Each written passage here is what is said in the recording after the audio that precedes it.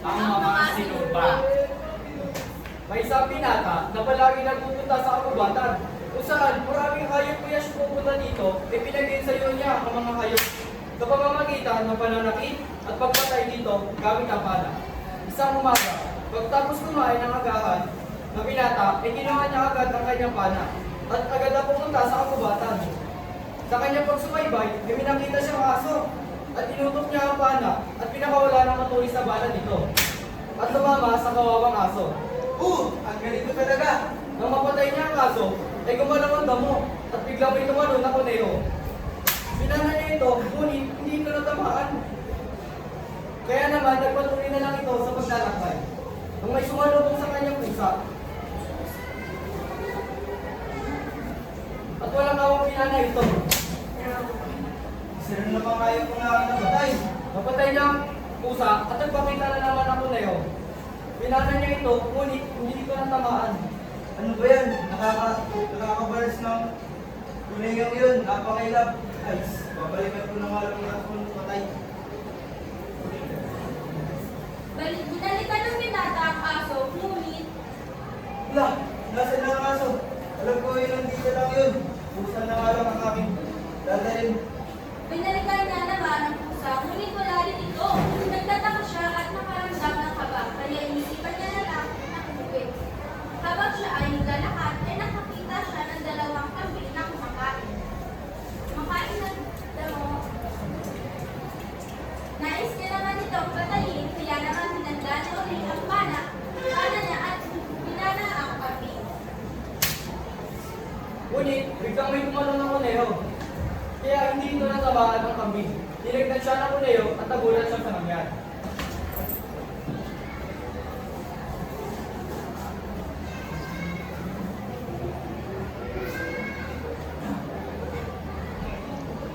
Nagbago naman ito ang kuneho at naging isang magandang diwata habang natuwa sa gulat ang binata. Sa aking pagsubaybay sa kagubatan, ay palagi kitang nakikita, pinapatay ang mga hayop. Kung nagtataka ka kung bakit sila ay nawawala, ay dahil ginagawa ko sila. Pati na rin sa mga pagpatay mo, ay lumalabas ako. Hindi mo ba alam ang halaga ng mga hayop sa kagubatan? Dahil sa iyong kasamaan, paparusahan kita, at ipaparanas sa iyo ang maging hayop.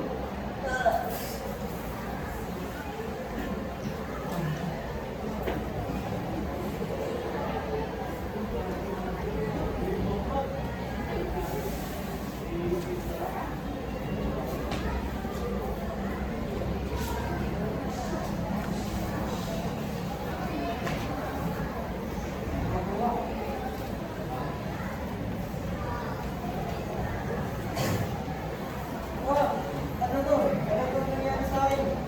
Anong ginawa mo? Salam diwala. Ibalik mo ako sa dati. Hindi kita pwedeng balik sa dati hanggang hindi ka natututo sa iyong ginawang mali sa mga hayop. Ano ba ang dapat turuin para balik mo ako sa dati? Marami kang dapat gawin at dapat mong matuto upang makabalik ka sa dati ng panyo. Hindi ko lang din na ako ng mga kanina. Umalis ang diwata at nanatiling umiiyak ang uwa. Makalipas ang ilang araw, mayroong kalibag lalaking pilit din magpunta sa lupa. At dito ay sinisipat niya ang iba't ibang hayop na nakita niya ang itim na uwang at naisipan niya itong kagisan ng sibat. Ngunit hindi niya ito natamaan. Bigla namang ispat ng uwang upang hindi siya matamaan ng sibat. Ngunit sa paglipat niya ay nakita siya ng leon at gutong na naman sa kanya. At ibig itong kainin siyang ngunit Wag! Lord, Hindi ako hayop. Sinakam na ako. ano? Tulad din ba kita? Basta, sinampa ako ng basta ng kagubatan na sa ginagawa ko ng mga hayop. Ganyan din ang ginawa sa akin. Kaya dati, sumama tayo ng mga hayop at binibenta nga pala dito. Ano ba ang dapat natin gawin para mabalik tayo sa dati?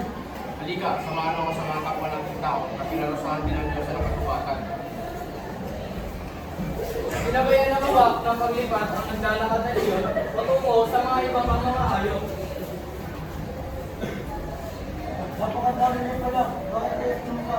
sinumpa ako dahil pinupuso ko ang mga Tulad mo, isinumpalit ko namin dahil hindi sa mga hayop at kalikasan. at hindi pa kami sinakalit sa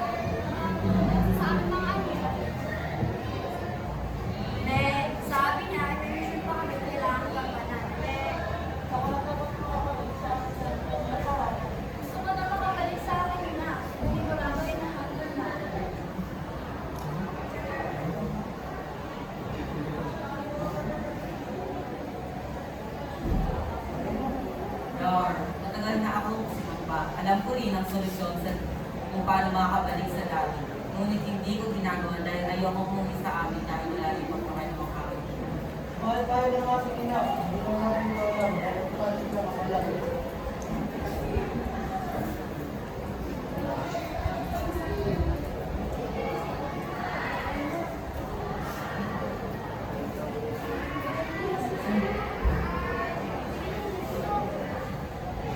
Marami na silang natulungan at nakita naman nila ang baboy na gusto kainin ng soro.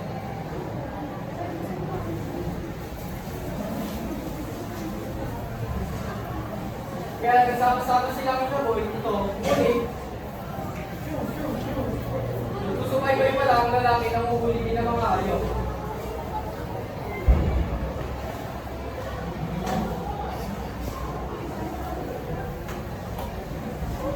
Magpitag sila nito at nakulong sa lambat. Habang nakatakas naman ang soro, tuwang-tuwa ang binata sa kanyang nahuli. Makita ito ng tigre at sinabi ng tigre sa binata, Itawag mo sila. Sino ang pinakaputi kita? sinibat ng binata ang tigre. Nagtinakan ng mga hayop sa biglang unti-unting nagbabago ng anyo ng binata kasabay nagbabago ng anyo ng mga hayop.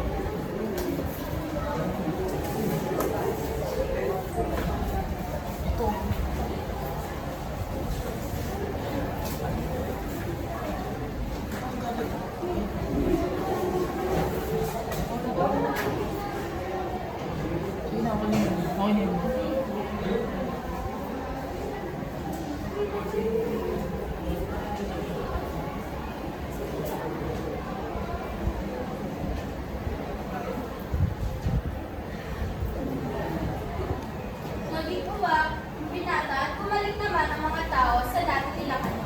Kasabay ang paglabas ng diwata at sinabi, Nakita ko ang kinakabutihan kaya ibabalik ko na kayo sa dati ng ano. At ikaw, binata, mananatili kang uwak hanggat hindi ka natutuwa sa iyong ginawa.